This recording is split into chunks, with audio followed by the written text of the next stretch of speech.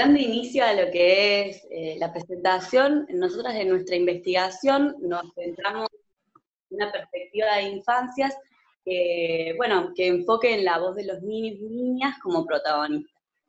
De esta manera, nosotros nos preguntamos qué sentidos reconstruyen los niños y las niñas a partir de sus experiencias de participación infantil. A su vez, cuando nosotros iniciamos la indagación bibliográfica, nos encontramos con que escasean las investigaciones que vinculen participación infantil y salud mental. Así es como nos interesamos en profundizar en una perspectiva de salud integral que permite incorporar el fortalecimiento de vínculos y la construcción también de estrategias desde la comunidad en torno a lo que es la promoción de la salud mental. Bueno, nosotros realizamos nuestro trabajo a partir del espacio participativo de Juguemos Limpio, como una estrategia de promoción de la salud mental del Centro de Salud número 61. El proyecto se inserta en lo que es la Fundación Casa Hola Mundo y las actividades y los talleres se realizan en el espacio del Centro de Salud. Bueno, iniciando un poco lo que es una breve contextualización, el Centro de Salud número 61 se encuentra en zona norte de la ciudad, en Argüello, en Barrio El Cerrito particularmente. El Centro de Salud es gestionado bajo la DAPS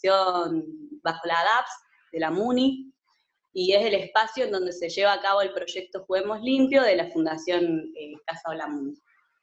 Bueno, el espacio propone lo que son talleres recreativos y actividades como la ronda y Tranquilandia, que se hacen con el objetivo de poder conocer las emociones, conectarse con ellas, con la libre expresión, con el movimiento del cuerpo. Y bueno, a lo largo de los años se han ido trabajando procesualmente lo que es el reconocimiento emocional, el registro corporal, los límites, los derechos, el género, los hábitos saludables, entre otros aspectos, digamos, que hoy permiten reconocer a Juguemos Limpio como un espacio de participación infantil que promueve la salud mental. Bueno, brevemente, Barrio El Cerrito hoy se encuentra, coexistiendo con barrios en peores o iguales condiciones precarias y con barrios privados que están en más condiciones económicas más altas. Pero sin embargo, el barrio está hoy en una situación de extrema vulnerabilidad social en diferentes dimensiones, en lo que tiene que ver con lo económico, la infraestructura, lo que es lo habitacional, lo social, entre otras dimensiones. Bueno, nosotros lo que nos pusimos como objetivo en nuestro trabajo, como objetivo principal, reconocer los sentidos que reconstruyen niños y niñas participantes de las actividades del proyecto Juguemos Limpio en relación a aspectos de la salud mental. Bueno, para ello, nuestros objetivos específicos tienen que ver con poder analizar los procesos de participación de los niños y las niñas a partir de lo que es la propuesta de Juguemos Limpio, digamos. En segundo lugar, poder reconocer los sentidos que niños y niñas reconstruyen sobre su participación en el proyecto Juguemos Limpio. Y en tercer lugar, poder caracterizar el proceso de participación de los niños y las niñas en el marco de la promoción de la salud mental. Y ahí está.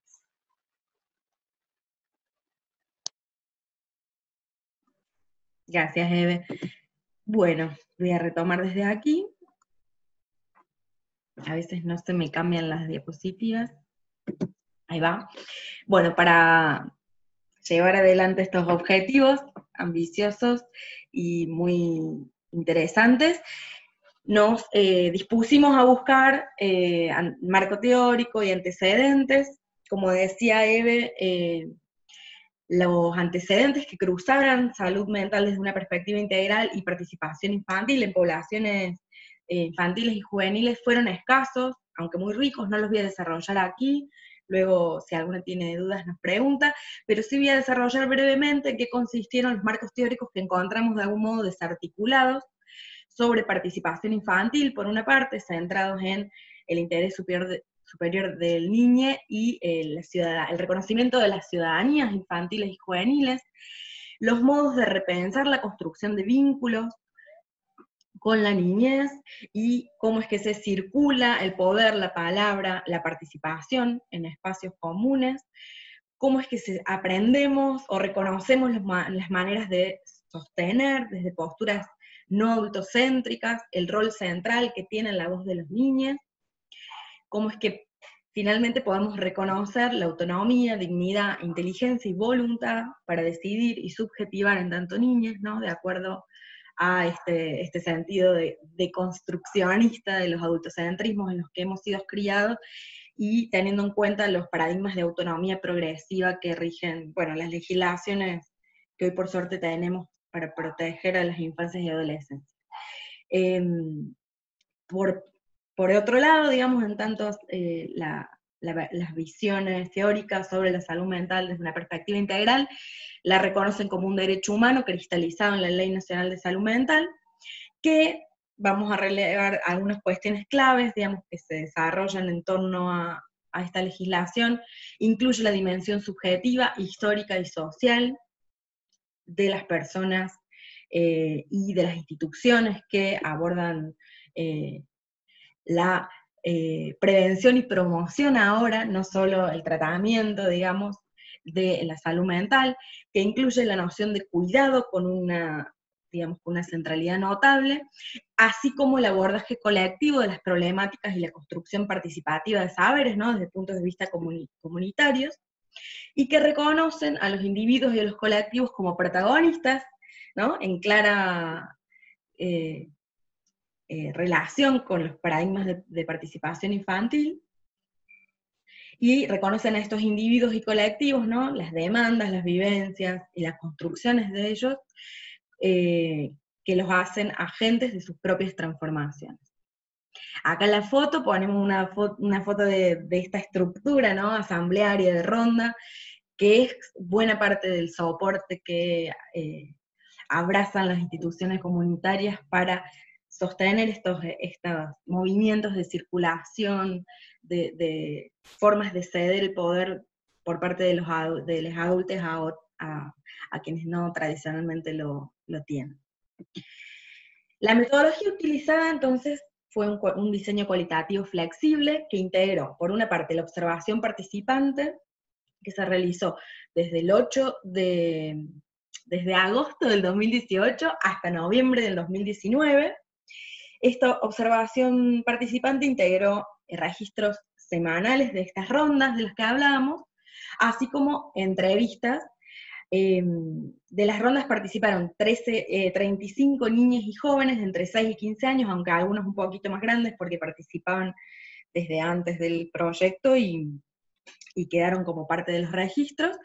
13 niños fueron entrevistados, y algunos adultos responsables de talleres o miembros de la Fundación Casa Hola Mundo fueron sumados como informantes claves, para ver cómo es que se estructuraba, se planificaba el proyecto y las intervenciones. El análisis de todo este volumen de datos fue realizado a partir de la teoría fundamentada y una codificación abierta.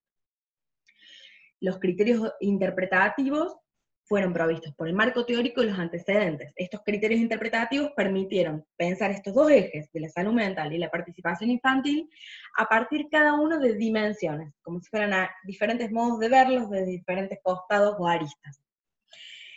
Entonces se generaron códigos a partir, digamos, de la lectura de todo este capital discursivo, ¿no?, que se relevó, a partir de recurrencias o repeticiones y también de producciones singulares, ¿no?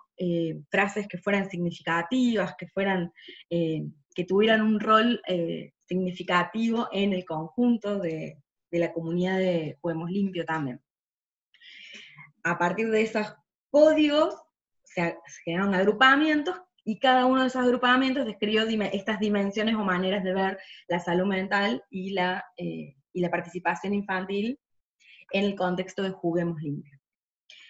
Más adelante, Marcia va a explayarse sobre cómo este reconocimiento de dimensiones a la vez nos permitió ver cómo es que estas dimensiones se entrerelacionaban, conformando cada uno de los ejes, pero además mostrándonos algunos entrelazamientos y retroalimentaciones entre los dos ejes, que se ven muy claramente cuando uno ve cómo es que se construyen los sentidos en torno a estas diferentes dimensiones.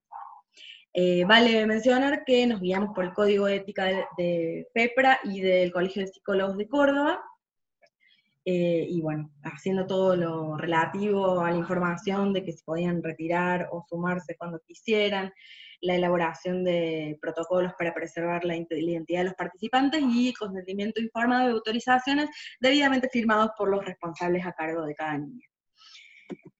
Acá hay, bueno, brevemente un cuadro en el que mostramos estos dos ejes y cómo es que le pusimos rótulos a estas dimensiones en función de estas recurrencias o construcciones de sentido significativas que fuimos agrupando.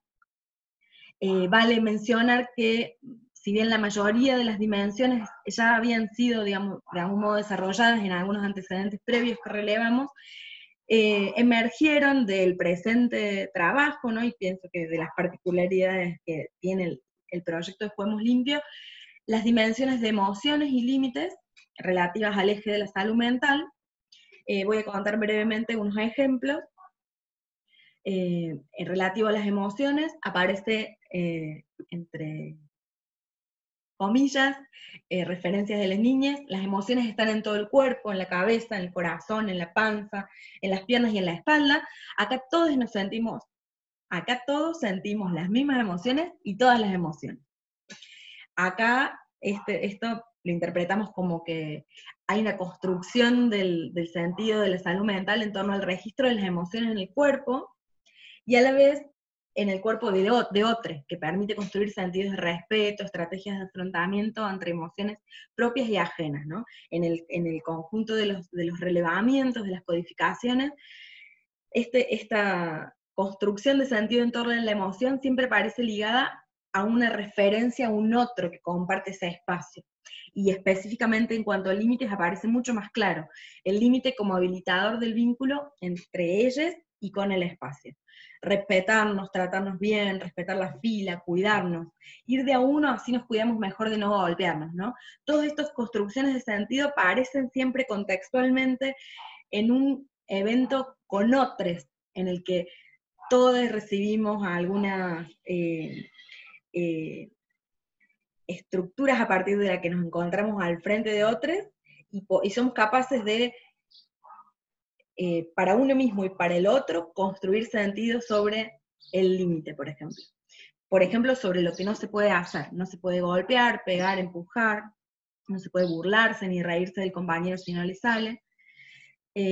Son intervenciones orientadas a marcar límites personales, pero siempre en el contexto de la referencia, digamos, del otro, como alguien que también es una subjetividad, con un cuerpo, con sus propias emociones, y con un límite que de algún modo me ayuda a construir la idea de mi límite.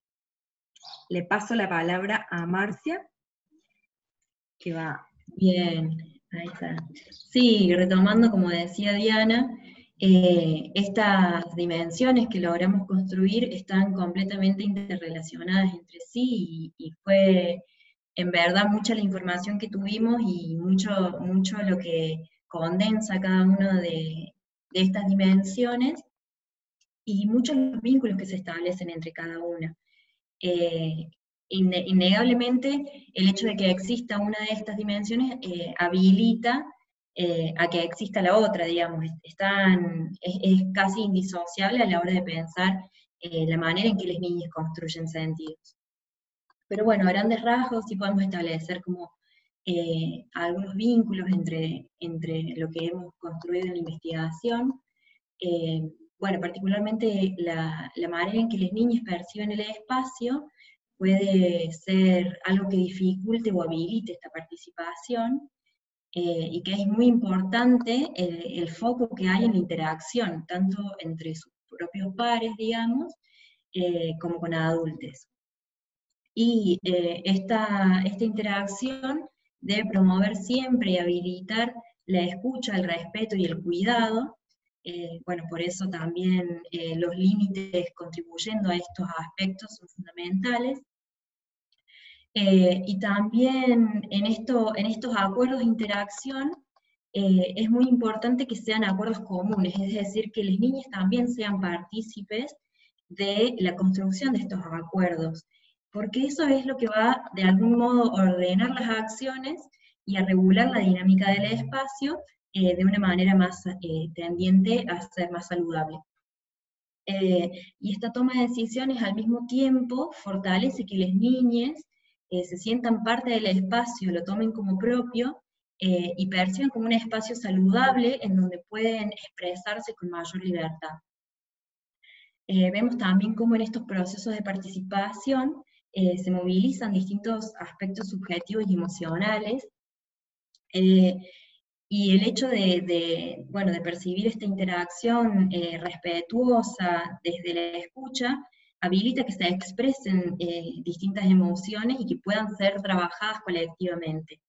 Y eso contribuye enormemente a generar un reconocimiento y un autoconocimiento también de las propias emociones de las niñas, y fortalece muchísimo a la hora de construir distintas herramientas para su autoconocimiento y su autocuidado. También esto genera que se fortalezcan distintas habilidades sociales a la hora de expresar las emociones, regular las emociones, ponerse de acuerdo con otros, niños y adultos, para construir un espacio. Fortalece enormemente el desarrollo de habilidades sociales. Vemos entonces cómo también la participación infantil está completamente vinculada con los aspectos de la salud mental, y cómo también la salud mental se construye a partir de espacios participativos, y que a la hora de hablar de infancias, de construcción de salud mental en infancias, es imposible disociar estos factores, si estamos pensando en la construcción de una salud integral y de cómo las niñas perciben también su salud y construyen sus propios sentidos respecto a la salud. Ahora pasamos a la otra diapo. Y para condensar un poco los aportes que rescatamos, que contribuyen a los procesos de participación infantil, en particular desde la visión del protagonismo, resaltamos que los adultos tienen un rol clave a la hora de sostener los espacios de escucha y participación, también a la hora de ser sostén de vínculos sanos, ya sea entre las niñas, como también entre adultos y niñas, pero que en este proceso es muy importante que los adultos entiendan que deben ceder su poder para habilitar lo común, y habilitar lo común debe ser lo central en este espacio.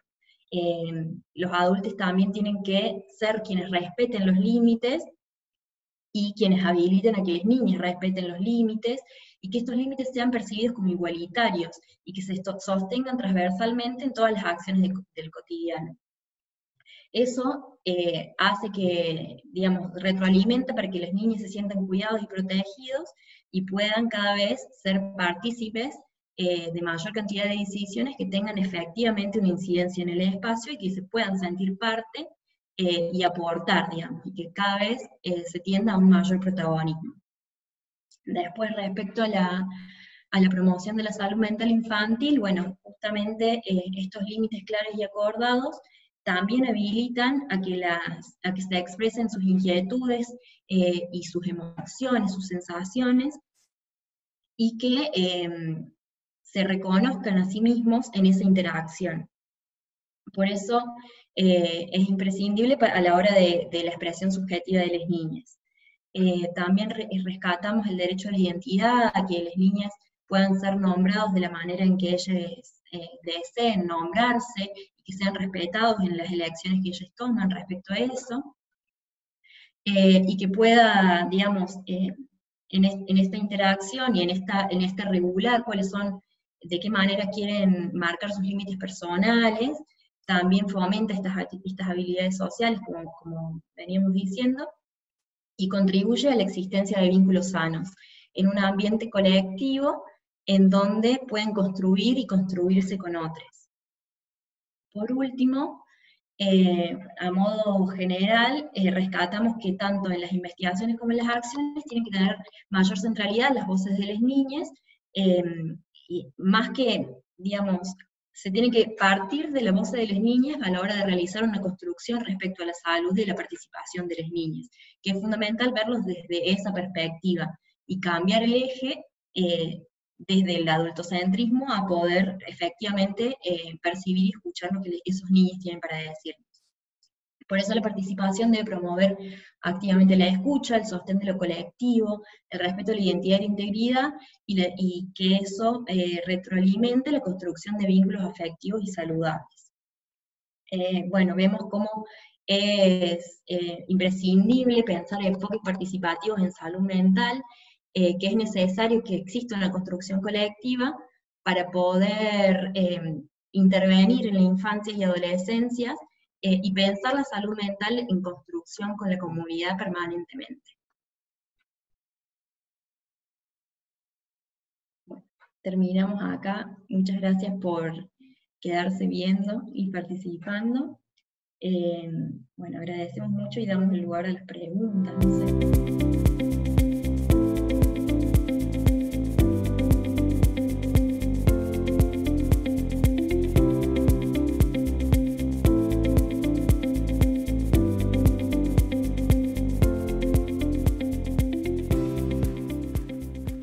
Desamparo y subjetividad, una mirada desde el psicoanálisis al empuje a la patologización y medicalización de la infancia y sus efectos en instituciones del Estado.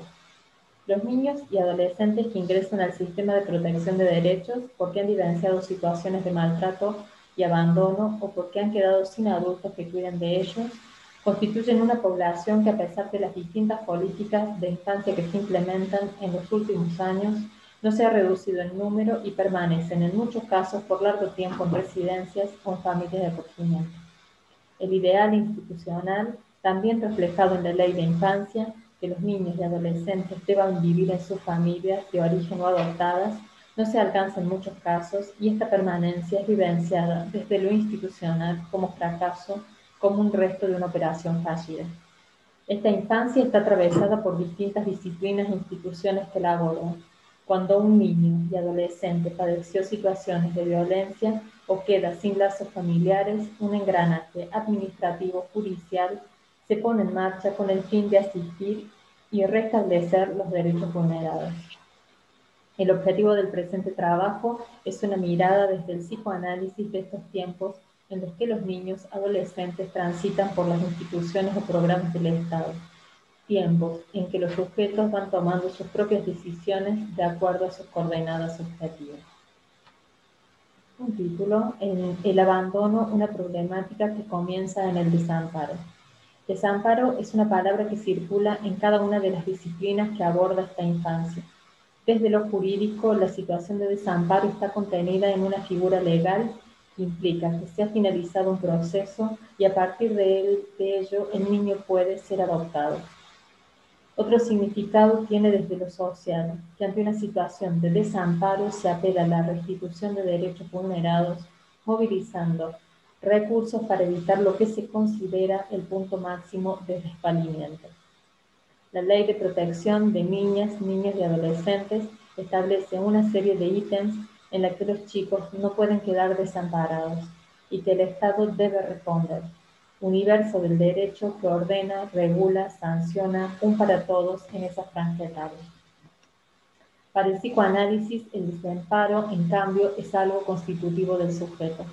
Como problemática, estuvo desde el inicio en la obra de Freud, en Proyecto de Psicología para Neurólogos, punto de partida para gran parte de los ulteriores desarrollos del psicoanálisis.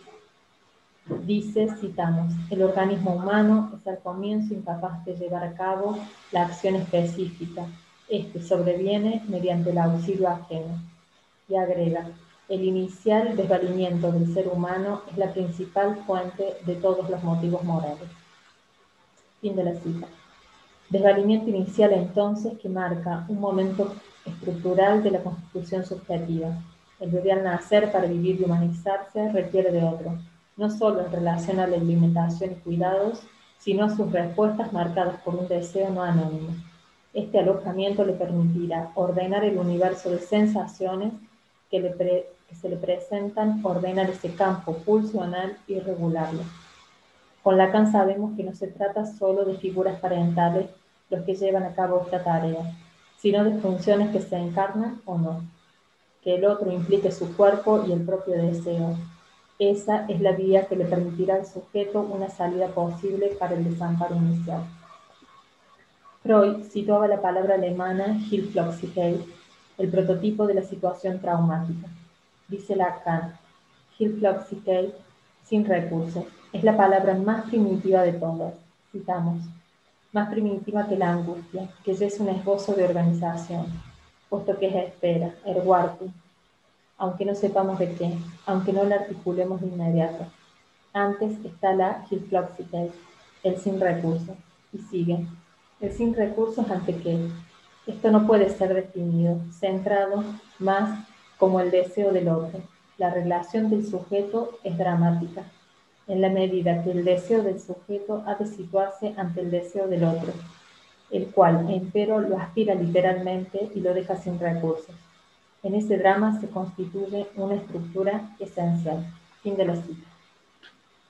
Es entonces que la relación del sujeto con el deseo del otro es dramática y deja al sujeto sin recursos. Esta relación es más primitiva que la angustia. Las marcas que deja el desamparo inicial son imperecederas y la angustia ligada a ella no tiene representación. En el seminario 8, Lacan plantea la espera, citamos, su carácter esencial es la erwartung, y esto es lo que designo cuando les digo que la angustia es el modo radical bajo el que se mantiene la relación con el deseo. Fin de la cita. Es espera, erwartung, aunque no sepamos de qué, aunque no lo articulemos de inmediato. Un título, Sujetos en espera. En nuestro trabajo vemos las consecuencias que puede tener la presencia del otro cuando está marcada por el destrago y la desmesura. Son sujetos que han sido dejados, caídos del otro.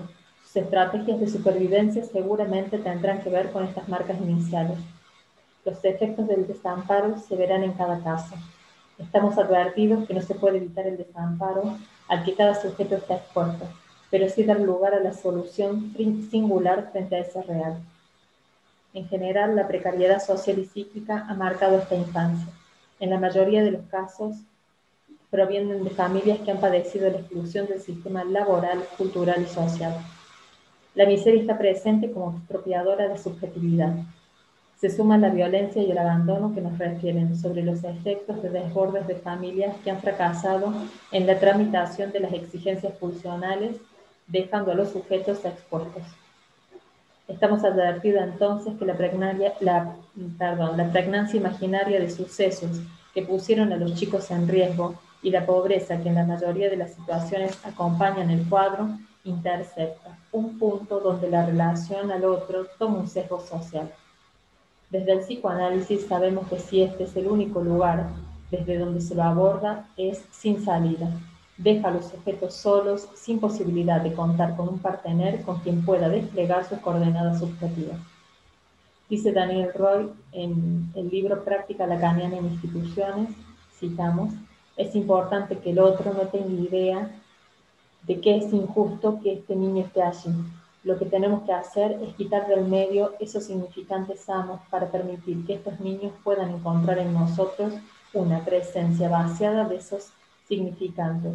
¿Por qué estoy aquí? No lo sabe, no lo sé. Ana no lo sabe. Va a ser a ti a quien le toque descubrir a través de lo que me vas a hacer padecer. Fin de la cita. Y agregamos al personal de la residencia, a los técnicos y a las familias que alojan. Una modalidad de alojamiento, niños en familias de acogimiento. Las familias de acogimiento en la actualidad en Córdoba rondan el número de 182. Las mismas se presentan en una convocatoria pública con el fin de alojar y acompañar a un niño que atraviesa una situación de vulneración de sus derechos fundamentales. La toma de una medida excepcional implica el consecuente alejamiento del niño de su entorno familiar de origen. El acogimiento en un porcentaje menor se resuelve antes de los 180 días de tomada la medida de apartamiento de su lugar de origen. Este tiempo es de especial interés en el presente trabajo, ya que con la prolongación de ese lapso de provisoriedad e indefinición, las manifestaciones de los niños se diversifican. Una viñeta clínica. lo que se aloja el cuerpo. María es apartada de su centro de vida a la edad de 2 años. Al momento de la integración se detecta una infección en su oído, algo que no fue percibido en la internación hospitalaria de donde provenía. Llama la atención al personal médico la intensidad del proceso infeccioso y el desconocimiento de tal síntoma en la institución hospitalaria donde fue alojada. Se abre, por lo tanto, una primera pregunta en relación a esto que toca el cuerpo de la niña. En audiencia judicial, frente a la niña se brindan detalles y se advierte sobre la posibilidad de volver a contactar con sus padres biológicos. Este encuentro no deja a María sin consecuencias. Se inicia nuevamente un proceso infeccioso que la lleva a una disminución importante en la audición. El real que impone el cuerpo no hace más que interrogarnos acerca de las prácticas que se llevan a cabo. La necesidad del discurso jurídico de hacer respetar la ley y la puesta en conocimiento de su realidad a la niña solo nos remiten a la imposibilidad de escuchar las implicancias que tiene para la misma estos forzamientos.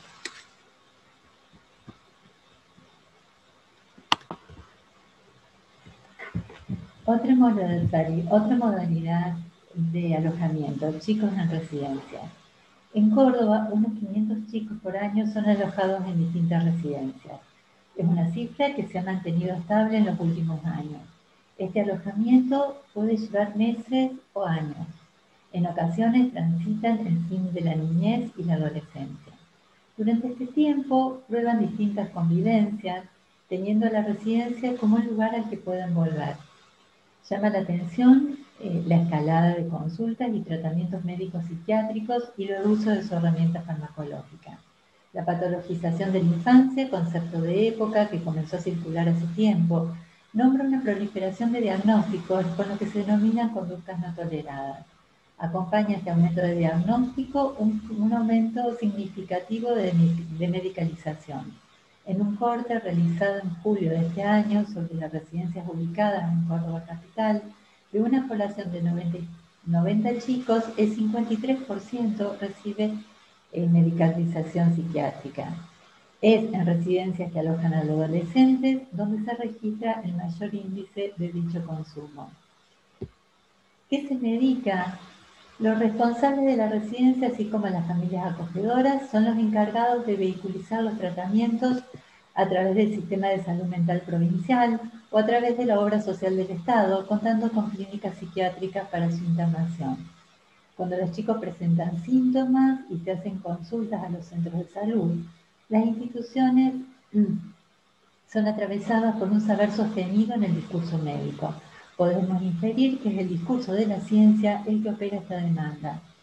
El DSM-4 y el uso de la farmacología en ocasiones son lo que responden a ello. Este uso de la farmacología es la misma para una variedad de sujetos con distintas estructuras clínicas. Los fármacos, las prescripciones, sus normas y pautas tienen como fin aquietar los cuerpos y adaptar a los sujetos.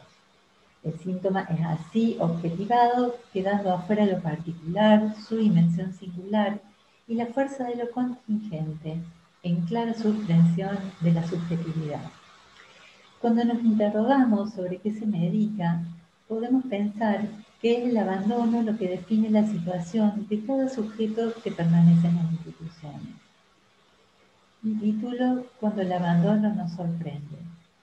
Decirle al juez que no busque más a mi mamá, no la va a encontrar, yo me encargo cuando sea grande, dijo Martín a los 10 años, desde los 8 vive en una residencia, a partir de una denuncia de unos vecinos que su madre los dejaba solos.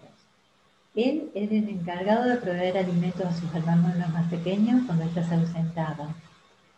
Da cuenta, Martín, con esta frase, no solo de un saber inscrito en el lazo, sino lo que será su búsqueda en el futuro.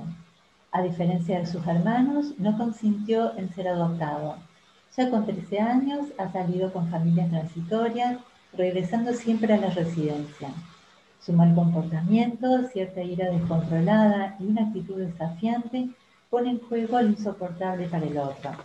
Esta estrategia, ser rechazado, opera como una defensa ante la demanda del otro que se vuelve invasiva. En ocasiones, por estas crisis, Martín fue medicado. Cada vez más, producto de la repetición de esta serie, la residencia calma su cuerpo apenas vuelven.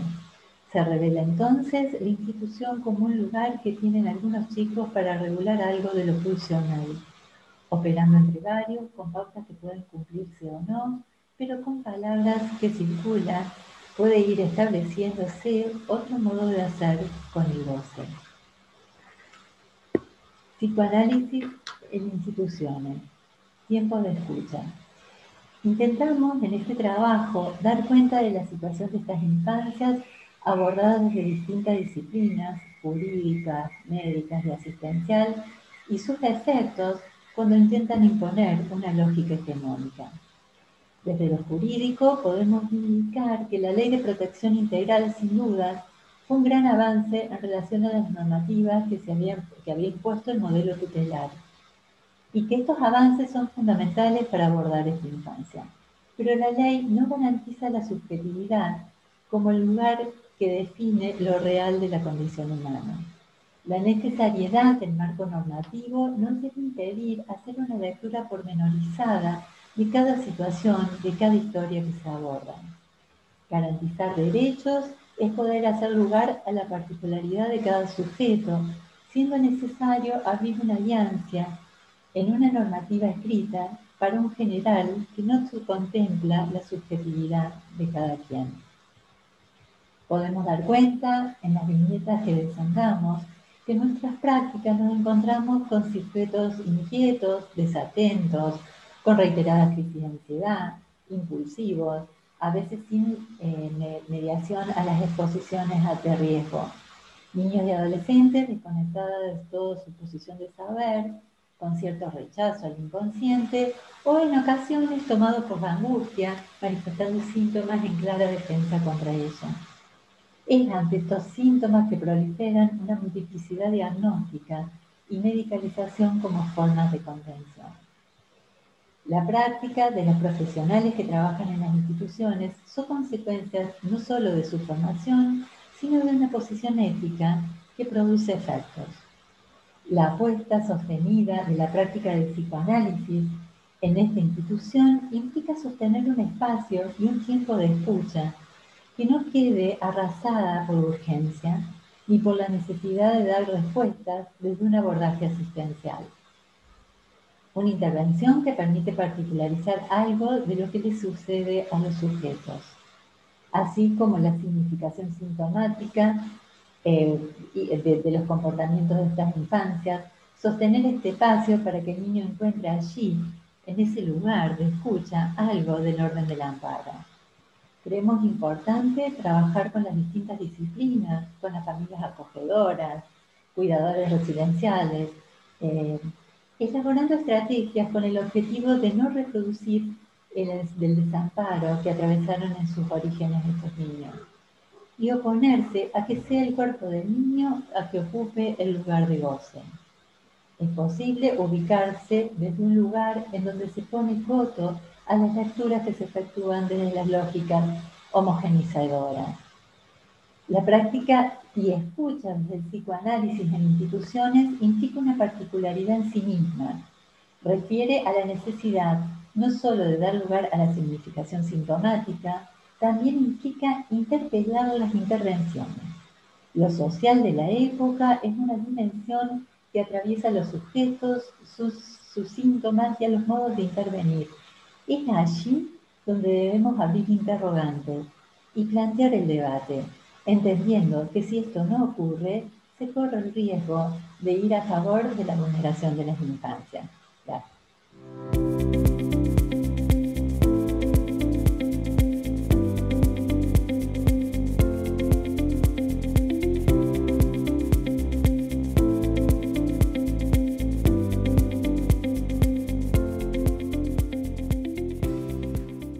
Hola a todas y todos, bienvenidas y bienvenidos.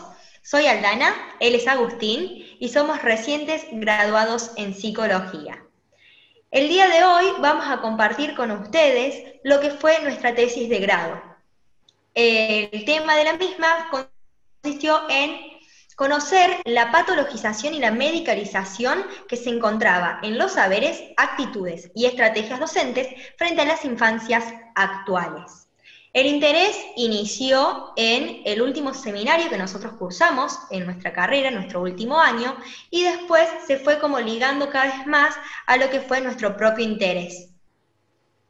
Bien, por una cuestión de tiempo no nos vamos a detener demasiado en lo que es el sustento teórico de nuestra investigación, pero sí nos parece oportuno poder comentarles que nuestra investigación empezó siendo una investigación concretamente teórica en sus primeros momentos y después fue avanzando metodológicamente. A partir de esta investigación teórica, donde ahondamos mucho en estos dos fenómenos de la medicalización y la patologización, fue que definimos lo que nosotros denominamos el circuito de la patologización y la medicalización. Circuito que entendemos como un fenómeno social presente en la sociedad actual, compuesto por 4 pilares. El primero, la patologización, medicalización, medicamentalización, y el último, que es el más novedoso, la biomedicalización. Todos estos pilares trabajando de manera conjunta. Ahora bien, estos pilares no eran los únicos que perpetuaban al circuito, no lo hacen por sí solos, sino que los hacen mediante una serie de actores que a partir de sus particularidades y sus propias singularidades intervienen en su concreción y en su mantenimiento. Estos actores son, por un lado, la disciplina médica, la industria farmacéutica, los medios de comunicación, la institución familiar, la institución escolar y en esta última los que fueron y las que fueron nuestros y nuestras sujetos de investigación, que fueron los y las docentes. Algo también que tenemos que comentar un poco es el hecho de, como pueden ver ahí, las infancias no están dentro de los actores que consideramos, y esto es específicamente porque a las infancias las consideramos en una posición de afección. ¿En qué sentido? Queríamos ver cómo la correlación entre estos pilares, la interrelación entre estos actores, generaban o afectaban, de qué manera afectaban a las infancias.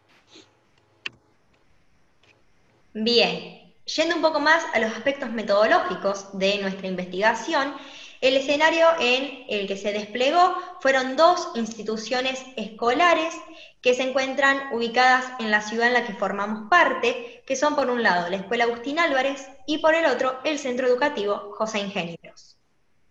Ambas instituciones públicas, y donde nos encontramos con 36 participantes, 36 docentes, 29 de primer y segundo ciclo y 7 de ramos especiales, donde, en estos encuentros lo que hacíamos era establecer un encuentro a partir de entrevistas semidirigidas. Exacto. Previo al procedimiento, elaboramos una categorización.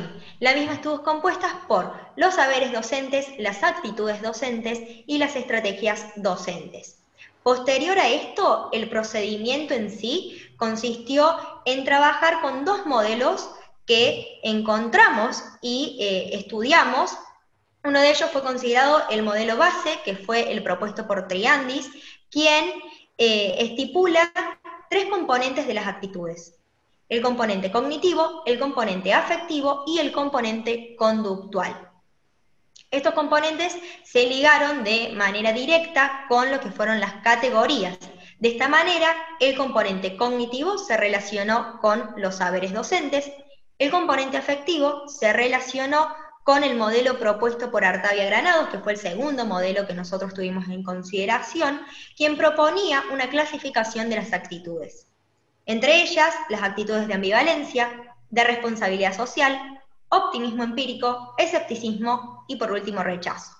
Y el último componente, el componente conductual, se relacionó de manera directa con las estrategias que los y las docentes desplegaban. En este camino metodológico, donde nos pudimos como confrontar estas categorías que habíamos realizado con los discursos de los docentes en forma de entrevista, fue que pudimos llegar de a poco a ciertas ideas ligadas a las conclusiones. Así, nos encontramos en estos discursos que existía una relación entre los saberes docentes, entre las actitudes y las estrategias ¿sí? Y encontramos que en cada una de estas categorías existían una pluralidad de posiciones, pero había ciertas mayorías que se denotaban, digamos, como muy presentes. Así nos encontramos, por un lado, en relación a los saberes, con una posición muy crítica hacia la medicalización y una posición muy, muy acrítica y por lo tanto favorecedora a la patologización. Lo paradójico de esto tal vez era el hecho de que mismos docentes o mismas docentes se encontraban en ambas posiciones que eran muy antónimas entre sí. Nos dimos cuenta de que esto ocurría porque les era más fácil a ellos y a ellas reconocer las consecuencias de la medicalización como fenómeno en sus estudiantes. Eran más tácitas las consecuencias. Mientras que, en cuanto a lo que es la patologización, las consecuencias eran muy difíciles de poder identificar y hubo ciertos docentes y ciertas docentes que denotaron conocimiento específico sobre el fenómeno de la patologización, lo que les permitía poder reconocer. Más allá de estas diferencias, estos dos tipos de saberes, estas dos mayorías de saberes, determinaron las dos mayorías también de actitudes, que fueron por un lado la ambivalencia y por otro lado lo que es la responsabilidad social. Que a la vez estos dos tipos de actitudes determinaron las elecciones estratégicas que realizaban los y las docentes frente a estos niños y a estas niñas diagnosticados y diagnosticadas, que estuvieron en torno sobre todo a lo que fue, por un lado, el accionar focalizado en estos niños y en estas niñas, y por otro lado, el apelar a los profesionales de la salud. Fue por esto que pudimos considerar la presencia y la reafirmación de este circuito, al menos en estas dos instituciones escolares. Por un lado, porque el colectivo docente trajo a colación en sus entrevistas de manera implícita o explícita a las 4 aristas que lo componen y también a todos los actores que intervienen en su concreción. Y por otro lado, también porque el paso de las estrategias, como decía recién Agustín, de un accionar focalizado a acudir a profesionales de la salud, y con esto a menudo viene el diagnóstico y también la administración farmacológica, la medicalización, se pasaba de una perspectiva más bien clínica, que todo el colectivo sostenía, afirmaba que la llevaban a cabo, digamos, en su espacio áulico, a una perspectiva más bien reeducativa. Una perspectiva reeducativa que está ligada de manera directa con las lógicas patologizadoras, medicalizadoras y estigmatizadoras. Bien. Pienso, ¿no?, también, Ali, esta cuestión de que como cuando pasaban de una perspectiva más bien como clínica, donde se reconocía a su manera, cada uno de los docentes reconocía como la particularidad de estos niños, al pasar a una reeducativa buscaban que se normalizaran los objetivos y que se llegaran como a la homogeneización de los objetivos pedagógicos, bueno, etc. Más allá de esto, lo que buscamos hacer es, de alguna manera, sintetizar nuestra investigación con estos poquitos minutos que tenemos, y así es que a partir de estas relaciones que vimos y de la presencia, nos preguntamos qué hacíamos nosotros como profesionales de la psicología frente a esto. Así pensamos, un profesional en psicología, una profesional en psicología presente en las instituciones escolares, pero no encerrado o encerrada en el gabinete, sino rompiendo las paredes de este gabinete y animándose a recorrer la institución para poder así reconocer las lógicas institucionales, ya sean positivas, saludables o patologizantes y normalizantes, con las cuales haya que trabajar.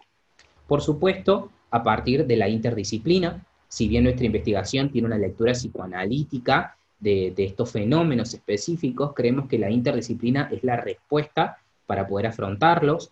Así es que pensamos un trabajo en conjunto con los profesionales en educación, las profesionales en educación, los docentes, las docentes, para trabajar no solamente desde su rol, sino también ¿no? desde el rol de adultos significativos. Por supuesto, a partir de la escucha, como una herramienta primordial, y la utilización y la construcción de diagnósticos pertinentes basados en la fusión de leyes de las cuales hablamos en nuestro trabajo, donde tenemos la ley de educación, pero también tenemos la ley de salud mental, y otras leyes, otros marcos legales que le agregan cierta especificidad a la problemática en sí.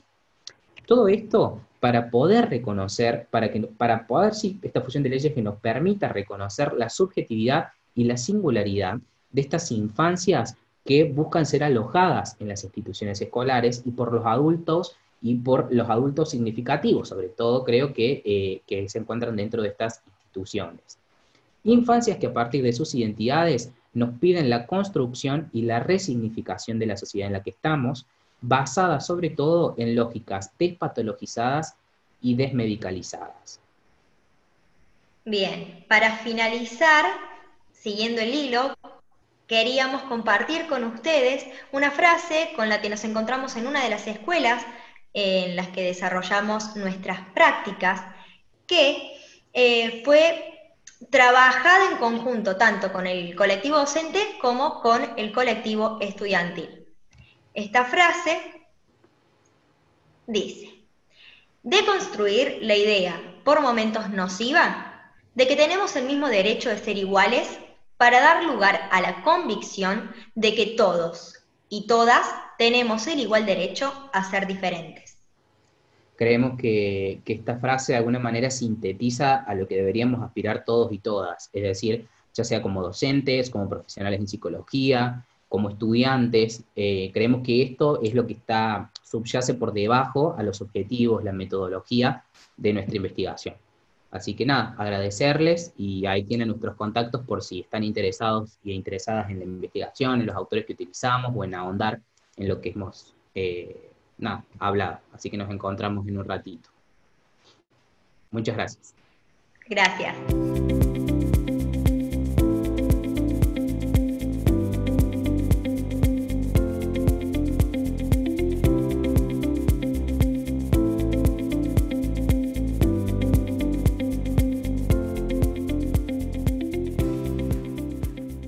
Buenas tardes, somos Agostina, Celina y Mariana.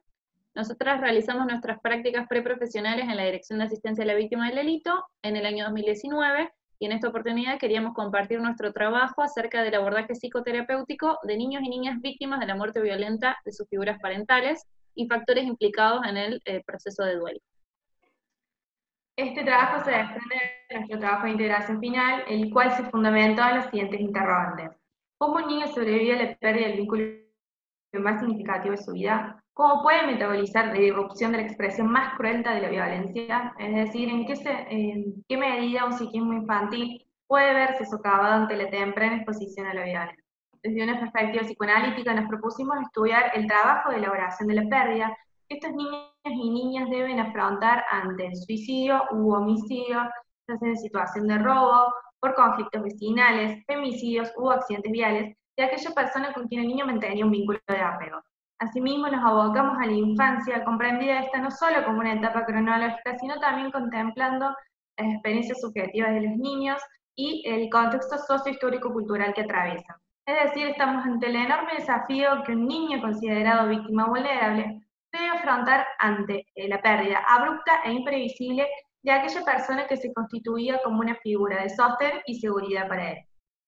En cuanto a los objetivos generales, hemos delimitado dos para este trabajo. En el primero de ellos buscamos indagar acerca de las particularidades del duelo en la infancia ante la muerte violenta de una o ambas figuras parentales en niños y niñas que hayan acudido a la Dirección de Asistencia a la Víctima del Delito en el periodo temporal abarcado entre el 2009 y el 2018, mientras que el restante objetivo general tiene que ver con poder caracterizar el rol del psicólogo que trabaja en la institución con este tipo de casos. Ahora bien, en lo que respecta a los objetivos específicos, los dos primeros de ellos dan respuesta al primer objetivo general y se vinculan a poder identificar aquellos factores que han influido en el proceso de elaboración del duelo, sean estos o bien favorecedores o bien obstaculizadores. Mientras que el otro objetivo específico da respuesta al segundo objetivo general y se vincula a poder describir cuáles son aquellas acciones específicas que realizan los psicólogos en la asistencia clínica victimológica con estos niños. Respecto a la metodología utilizada, se trató de un trabajo de enfoque cualitativo con diseño no experimental, una investigación transversal de carácter descriptivo, utilizando una muestra no probabilística. El estudio contó con dos momentos diferenciados, el primero de ellos de corte más cuantitativo para poder hacer una descripción de la muestra, Y en segundo lugar, un momento cualitativo en el cual se utilizaron algunos criterios de inclusión respecto de la muestra, que tenían que ver, en primer lugar, con que el niño o niña hubiese asistido a su tratamiento victimológico a la institución al menos durante un mes, y en segundo lugar, que la psicóloga que había estado a cargo de ese tratamiento aún trabajara en la institución para poder ayudarnos a completar la información que nos brindaban los legajos. En este sentido, las técnicas de recolección de datos que utilizamos fueron la revisión de historias clínicas o legajos y las entrevistas semiestructuradas con las profesionales de la institución que estuvieron a cargo de la asistencia victimológica de estos niños y niñas. Toda esta información fue posteriormente articulada con la bibliografía de consulta. Bueno, nuestra muestra se conforma por 32 niños y niñas víctimas de la muerte violenta de una u ambas figuras parentales de 1 a 12 años, que hayan acudido a la Dirección de Asistencia a la Víctima entre enero de 2009 y diciembre de 2018. Asimismo, nuestra muestra se conforma por 20 niñas y 12 niños, de los cuales 21 se encontraban cursando la escolaridad primaria, mientras que en 11 casos se trataban de niños preescolares. Respecto de los datos que arrojó el análisis cuantitativo, nos sorprendió encontrarnos con que en todos los casos en que el padre había sido la persona fallecida, fue la madre quien obtuvo el cuidado personal de estos niños o niñas. En cambio, cuando la madre era la figura que había perdido la vida en el episodio violento, el cuidado personal de los niños se resolvió en favor generalmente de la familia extensa materna, mayormente tías o abuelas maternas de los niños y niñas, dándose un menor porcentaje de padres cuidadores. Bien, también nos ha resultado llamativo que casi el 60% de estos niños había atestiguado el episodio violento de manera ya sea visual, auditiva o había acudido a la escena inmediatamente posterior al crimen. Lo que nos ha llevado a interrogarnos entonces en qué medida este acontecimiento, por el modo tan brusco y disruptivo que emerge en el psiquismo, tiende a convertirse posteriormente en traumático. Por otra parte, también nos ha sido sumamente llamativo que algunos de los niños de la muestra habían sido niños polivictimizados, es decir, que habían sido víctimas de otros delitos. En este sentido, queremos resaltar que aquellos que fueron víctimas de la tentativa de homicidio como de lesiones lo fueron en las mismas circunstancias en que falleció su figura parental, mientras que aquellos que fueron víctimas de la violencia familiar o de delitos contra la integridad sexual lo fueron ya sea antes o después de la pérdida de su figura parental. Con respecto a los primeros dos objetivos, nos pareció adecuado unificarlos, ya que podemos observar que un factor puede haber influido tanto de manera positiva como negativa en el devenir del duelo de un niño. Es así que 3 factores se han destacado por ser altamente favorecedores o altamente obstaculizadores, dependiendo de la situación de cada niño y de cada grupo familiar. Son aquellos que tienen estrellas, y como por ejemplo la red familiar, se destacaron no solo las rivalidades entre las familias de origen, sino también las nuevas situaciones de victimización dentro del seno familiar, o por el contrario, la gran contención que ofrece un grupo familiar, tanto al niño como a su adulto cuidador. Por otra parte, el accionar del Estado no pasará desapercibido para ellos, ya que las medidas tomadas en relación al cuidado personal de los niños, como así también el atravesamiento por el aparato judicial con sus respectivos procesos penales, influirán en gran medida en cómo el adulto cuidador y consecuentemente el niño perciben la impartición de justicia. Por último, en lo que respecta a los cambios socioambientales en la vida del niño, encontramos no solo las variaciones en cuanto al sustento económico, sino también aquellas mudanzas o cambios de colegio que pudieron significar tanto nuevas pérdidas que los niños debieron afrontar, o por el contrario, estos cambios resultaron necesarios debido a que estos espacios le recordaban constantemente al niño de lo ocurrido. Bien, en cuanto a los factores que por excelencia hemos considerado como favorecedores, destacamos a 3. En primer lugar, la actitud que asumieron los nuevos cuidadores de estos niños, ya que con su rol de sostén y de apoyo constante e incondicional que les brindaron, les hicieron saber de que no se encuentran solos, sino que hay un otro que sí los escucha y que sí está disponible para ellos. En segundo lugar, también resaltamos el papel que han cumplido los recursos internos en estos niños, y con esto hacemos referencia a la resiliencia como aquella gran capacidad para poder afrontar las adversidades del medio.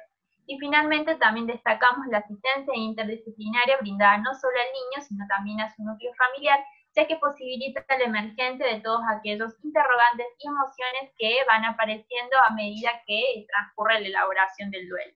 En contraparte, los factores que por excelencia hemos considerado como obstaculizadores destacamos el haber atestiguado el episodio violento, como así también el haber sido víctimas de otros delitos, fenómeno conocido como polivictimización. En este caso hemos observado que ambos factores han evidenciado no solamente aspectos del duelo, sino también aspectos del trauma, por lo que tendieron a incrementar la vivencia de desamparo y abandono que los niños experimentaron, colocándolos así en una posición de máxima vulnerabilidad. En este sentido, nos hemos cuestionado entonces en qué medida la exposición temprana a las múltiples situaciones de violencia van configurando en estos niños aquello que Silvia Bleismer denomina como un encadenamiento traumático. Finalmente, también queríamos resaltar dos factores que pudimos encontrar en la muestra y que no habían sido contemplados en la bibliografía de consulta. Ellos son los señalados en violeta, y bueno, por ejemplo, la celeridad en el accionar policial tiene que ver con la rapidez que tengan los efectivos policiales entre que toman contacto con la escena y acuden efectivamente a ella, así como qué tratamiento dan de esa escena y del niño o niña que ha quedado allí luego de presenciar un evento de tales características. De acuerdo con las profesionales de la institución, es fundamental que se retire al niño o niña inmediatamente de allí, e idealmente que pueda él quedarse con un adulto de su confianza, que a la vez no se vea tan afectado por lo ocurrido. Este punto también está relacionado con la rapidez en detener a los agresores en los casos de homicidio. Pudimos observar algunas situaciones en las que los homicidas permanecieron prófugos por algunos días, lo que ocasionó una enorme vivencia de terror y pánico en las familias de la víctima y por lo tanto en el niño, alterando el curso de su duelo. Finalmente, un punto muy interesante que encontramos fueron las similitudes físicas o de personalidad entre el niño o niña y algunos de los adultos involucrados en el episodio violento. Esto varía en función de cada familia y de cada evento en el que tomó lugar la muerte, pero en muchas ocasiones alteró el vínculo actual entre el niño y su cuidador actual. Un ejemplo de ello es una madre que en el marco de su propio tratamiento hace mención de lo siguiente: me recuerda mucho a su padre y eso me genera rechazo, lo que denota en qué medida esto puede alterar el vínculo actualmente más importante para el niño y por lo tanto el curso de su duelo. Por último, en lo que respecta al rol del psicólogo en la asistencia clínica victimológica de estos niños, partimos de que el encuadre debe ser flexible, ya que por un lado se debe adaptar al tiempo subjetivo de cada niño o niña, y por otro lado, en muchas ocasiones las conductas de apego ansioso han impedido que los niños tanto ingresen como que permanezcan en el consultorio solo con sus psicólogas. Por otra parte, los aspectos que se destacaron por excelencia han sido la gran disponibilidad emocional para alojar el dolor y el gran compromiso terapéutico que los profesionales tienen con sus pacientes, que se configuran como los ejes de esta asistencia. Y es así que los objetivos tendrían que ver con permitir expresar la violencia, ayudarle a desculpabilizar al niño, a ridiculizar la agresión, trabajar con las identificaciones, ayudarle a representar lo vivido. Es así que, sin embargo, todo esto se configura y se enmarca en una relación transferencial particular, y es aquí que nos preguntamos qué se juega en la transferencia de un niño huérfano con su psicóloga y cómo responde esta ante las exigencias proyectadas por parte del niño. Por otra parte, el juego y el dibujo han sido las herramientas óptimas que los niños han utilizado para expresar tanto los temores, las fantasías y las emociones, la significación del trauma y la elaboración de la pérdida. Como una de las psicólogas planteaba, lo que no se puede decir ni escribir hay que mostrarlo, y aquí el psicólogo y la psicóloga tendrían la función de permitir la simbolización a través de la palabra. Finalmente, el autocuidado del profesional ha sido y es piedra angular en el trabajo con problemáticas de violencia y en la asistencia clínica victimológica de estos niños en particular. El análisis de la contratransferencia, como así también la terapia personal, y el trabajo en un equipo interdisciplinario son las herramientas óptimas que poseen los psicólogos para abordar integralmente un fenómeno que atraviesa todo un grupo familiar. Bien, en cuanto a las conclusiones, las que hemos arribado, hemos acordado en subrayar que el psiquismo infantil muestra un gran potencial para poder tramitar el acontecimiento disruptivo y cruento a través de recursos gráficos y lúdicos que les posibilitan poder expresar aquello que no pueden poner en palabras. En este sentido, podemos ver cómo el acontecimiento traumático, al transformarse en un acontecimiento representable con un nuevo sentido, puede incluirse a la propia narrativa personal de cada niño. Asimismo, nos hemos formulado una serie de preguntas como las que se encuentran presentes en esta filmina, las cuales, si bien no cuentan con una respuesta en particular, nos posibilitan seguir reflexionando y pensando sobre esta problemática en particular. Finalmente, nos gustaría retomar algunas cuestiones que tienen que ver con el enorme impacto emocional que produce el trabajar con historias tan marcadas por la violencia. Uno de los aprendizajes que nos llevamos de la práctica es la importancia del cuidado personal del equipo que se desempeña en el área victimológica, y aquí queremos resaltar la importancia de la disociación instrumental, de la formación constante y del reconocimiento de los propios límites, tanto personales como profesionales. Incluso en el propio equipo de practicantes fue fundamental el diálogo y los espacios de supervisión para poder ir paliando los sentimientos que iban surgiendo en cada una de nosotras al tener contacto con estas historias. Incluso se notó en la dificultad por poder sistematizar y poner en palabras los aprendizajes de la práctica. Finalmente queremos compartir con ustedes un extracto de una entrevista que realiza Boris Cyrulnik en el año 2018 y que él nos habla de que el sufrimiento es parte de la condición humana. Podemos sufrir en lo real, pero si tenemos un sostén y la posibilidad de reflexionar, pensar y simbolizar lo ocurrido, de a poco podremos dejar de sufrir debido a lo que la representación de lo real nos provoca. Y es aquí que creemos que nuestra disciplina, el poder alojar el sufrimiento humano, es quizás uno de los mayores aportes que la psicología puede ofrecer. Muchas gracias y estamos disponibles ante cualquier consulta.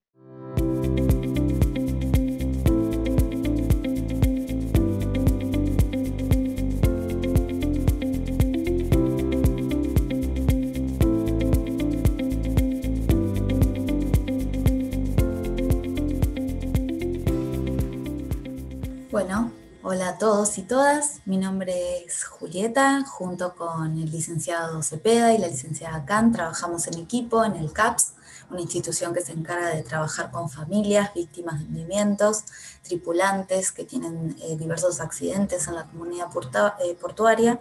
Trabajamos desde el marco de la psicología de la emergencia y estas temáticas de la muerte, el duelo sin cuerpo, son temáticas que nos atraviesan bastante en lo cotidiano. Por lo tanto, nos parecía necesario poder comunicar las diversas maneras en las que uno puede acceder a poder acercarse a comunicar con los más pequeños, que a veces es lo que a uno más le cuesta, ¿verdad? Bueno, culturalmente sabemos que hablar de la muerte no es del todo lindo, inclusive parece mala palabra, uno trata de ocultarlo, trata de no hablarlo, trata de taparlo, por lo tanto se terminan utilizando ciertas frases, eufemismos como se ha ido a un largo viaje, ahora está en otro lugar, descansa en paz, para no tener que utilizar esas palabras en particular, digamos, ¿no? Lo cierto es que la muerte es un hecho que nos va a atravesar a todos, en la vida, es parte de la vida, por lo tanto es fundamental poder brindarle herramientas y recursos a los más pequeños para que ellos puedan también ir asimilando que esta es una etapa más de la vida. Somos nosotros, los adultos, que no queremos, digamos, que ellos sufran, ¿no? Entonces cuando vemos que ellos no preguntan, se quedan en silencio, decimos, listo, ya está, el asunto quedó cerrado, no tengo que seguir metiéndome en esto, y en realidad lo que queremos es evitar el dolor de ellos, evitar que sufran, y las preguntas serían entonces, de verdad apartándolos, intentando que no vean, que no sepan, dejan de sufrir, de verdad los estamos protegiendo de esta realidad, callándonos nosotros. Lo cierto es que, bueno, nosotros vemos que él está en silencio, que no pregunta tanto y nos quedamos tranquilos. Pero ellos están intuyendo que algo está sucediendo y obviamente, digamos, tanto las preguntas que los niños hacen de dónde venimos, que muchas veces las realizan, también está el hacia dónde vamos. Y ellos están intuyendo que algo está sucediendo, porque quizás los han sacado del colegio, quizás los han sacado de sus actividades extracurriculares, de repente están con mucha gente que está mal, los ven llorando, quizás están pasando muchas horas en la espera de hospitales y no entienden muy bien lo que está sucediendo. Y mientras no reciban ningún tipo de información, ellos van como creando sus propias teorías y que no reciban ningún tipo de comentario al respecto, lo viven con el doble de angustia, porque no saben lo que está sucediendo y se inventan quizás teorías que les dan aún más angustia. Entonces es importante poder trabajar 4 conceptos en relación a la muerte, tanto en niños como en preadolescentes, 4 conceptos que son fundamentales. En primer lugar, la muerte es universal, es decir, todos vamos a morir. Deben conocer esta verdad, siempre decírselo en forma gradual, ya lo vamos a ver esto más adelante, con un lenguaje sencillo, en la medida que ellos lo puedan comprender, ¿sí? Pero cuando, por ejemplo, pasa esto de yo no me voy a morir nunca, quédate tranquilo que yo siempre voy a estar para vos, que son las respuestas que uno atina a decir en primer momento, y cuando el niño pregunta, por ejemplo, ¿vos te vas a morir, mamá, papá, al afrontar una pérdida reciente? Uno si dice no, está mintiendo, si dice sí, muy secamente, el niño se inundaría de una angustia tremenda, donde no sabría qué hacer, quién lo va a cuidar, quién va a estar ahí para él. Por lo tanto, bueno, una posible respuesta es no mentir, obviamente, decir que a pesar de que todos nos vamos a morir, el adulto responsable al que sea le hace la pregunta en ese momento va a estar acompañándolo todo el tiempo que pueda, que él se puede quedar tranquilo de que siempre va a tener a alguien que lo quiera y que lo cuide, como para poder contenerlo en esa pregunta y no dejarlo en la intriga de que ellos inventen sus propias teorías, ¿no? La segunda es que la muerte es irreversible, ¿bien? O sea, deben comprender que es algo permanente, porque a veces uno le dice como, bueno, tu abuelo va a estar con vos el día de tu cumpleaños. En realidad no va a haber ningún abuelo ahí, y lo que sucede es que ellos, sobre todo los más pequeños que todavía tienen dificultades en conocer el término de la irreversibilidad, ¿no? Ellos toman de manera literal lo que uno le dice. En realidad no va a estar el abuelo ahí, ¿sí? Es importante separar las experiencias y los recuerdos de algo real, ¿bien? La tercera es que todas las funciones vitales terminan con la muerte, ¿sí? O sea, el cuerpo ya no sigue escuchando, no sigue viendo, no sigue latiendo. Es importante poder separar esto porque muchas veces se dice, tu abuela te va a estar mirando, a tu abuela le van a encantar las flores que les estamos llevando. En realidad eso puede generar mucho miedo porque ellos no saben dónde puede estar mirándolo y por esto mismo, ¿no? De tomarlo de manera literal lo que uno le dice. Y en realidad se debe separar lo real del cuerpo, que ya no va a seguir funcionando, a las propias experiencias que uno va a recordar y que va a tener en el corazón del niño. Y por lo tanto, la causa de la muerte, es decir, siempre evitando los detalles escabrosos, dependiendo de la infinidad de causas de muerte que se pudo haber tenido, pero no dejar que el niño libere sus propias teorías que quizás pueden llegar a tener mucho más carga de angustia que lo que uno le puede explicar siempre en un lenguaje claro y sencillo, ¿bien? Bueno, esto vamos a pasarlo rapidito, cualquier cosa le pueden sacar una foto, o cualquier cosa después me lo piden, al final va a estar el mail, para no detenernos mucho en esto porque hay poquito tiempo. Acá está, desde el bebé hasta el adolescente, más o menos, cada una de las etapas, cómo percibe la muerte, cuando todavía no se concibe como una pérdida, sino como un estado de ausencia, a cuando, bueno, ya está implicado desde lo biológico, filosófico y religioso, que lo puede tener ya más armado un adolescente, ¿verdad?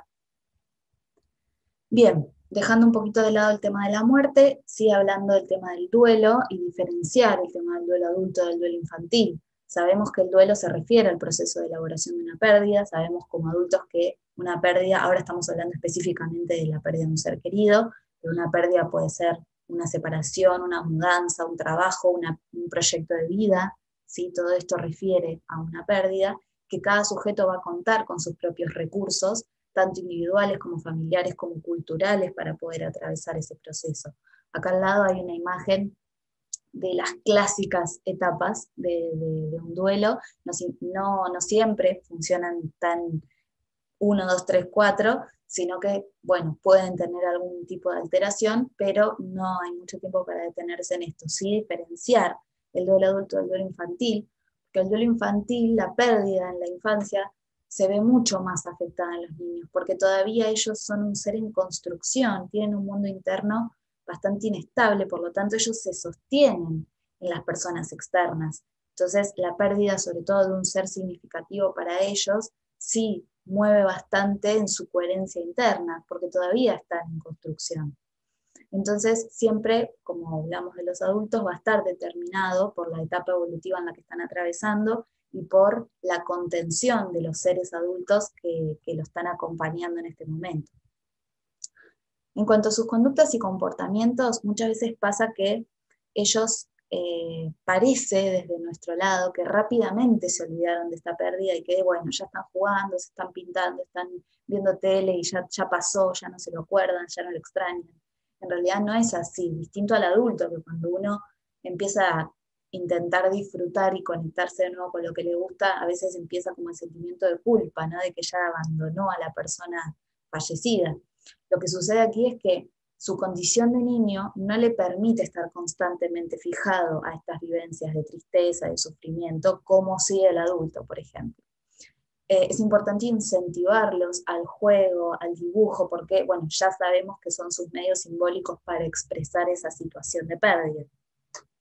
Y esto es muy importante, que también está recalcado un poquito más adelante, fundamental, más allá de que nosotros podemos llegar a dar algunos puntapiés desde la palabra para que ellos puedan soltar sus inquietudes, sus dudas y miedos, no resguardar nuestras emociones como adultos frente a ellos, no estar todo el día apartándonos y que nos vean súper fuertes y que está todo bien, sino que ellos también puedan ver que está bien llorar, está bien extrañarlos, está bien estar mal por la pérdida de un ser querido, porque ellos nos toman como modelo para su aprendizaje emocional. Por lo tanto, es importantísimo también poder acompañarnos desde la palabra y desde las emociones, ¿sí?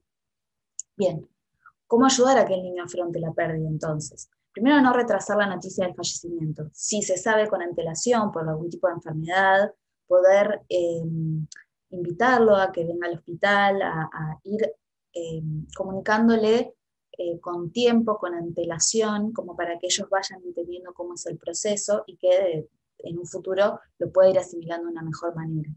Permitir que participe en los ritos funerarios, ¿sí? Muchas veces se los deja en la casa, se lo aparta, sobre todo en los adolescentes o preadolescentes, ellos quieren ser parte de esto. No obligar a que vayan si obviamente no quieren, o acercarse al féretro si no lo quieren hacer, pero sí permitir, habilitar que ellos participen para entender, siempre explicándole anticipatoriamente qué es, qué va a pasar, pero es importante para ellos para entender también los procesos de muerte y de duelo. Esto va a acompañar efectivamente al niño, tener un espacio para que ellos puedan soltar sus emociones y su llanto y su tristeza y poder estar ahí para ellos, poder contenerlos.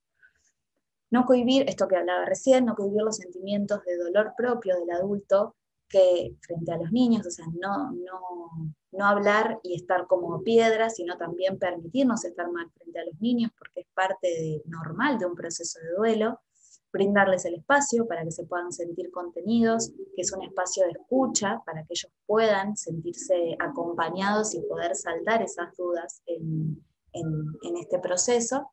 Y sobre todo recuperar cuanto antes las rutinas y la cotidianidad de ellos. Es decir, eso es poder devolverlos de a poquito a la realidad que ellos tenían y poder conectar de nuevo con sus vínculos, con sus rutinas. Es importante lo antes posible poder devolverlos a estas rutinas. Bien, rapidito esto de quién, cómo, cuándo y dónde. ¿Quién debe dar la noticia?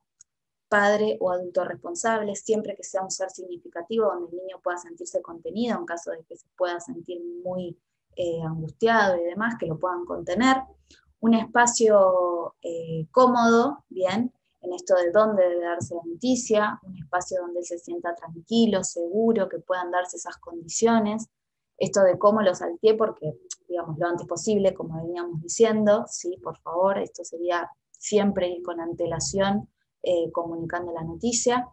¿Cómo debe hacerse? Esto es fundamental, ¿sí? Además de la cercanía del contacto físico, un lenguaje claro que se adapte a la edad del niño, esto de dejar de lado detalles escabrosos que no necesariamente son necesarios, y conectarlo siempre con las rutinas lo antes posible, ¿bien? Para poder transmitirle seguridad y continuidad en la vida. Sobre todo lo más importante, como los adultos necesitan estar acompañados, ellos también lo necesitan, poder sostenerlo desde la palabra para que él pueda solventar sus dudas, miedos, inquietudes y no inventen teorías que le generen más angustia, y también brindarle un espacio para contenerlo emocionalmente, poder soltar todas sus emociones y brindarle que está bien estar mal, está bien estar triste, está bien sentir angustia, está bien sentir miedo, está bien llorar, son lugares donde es importante que el niño pueda estar contenido por un adulto significativo.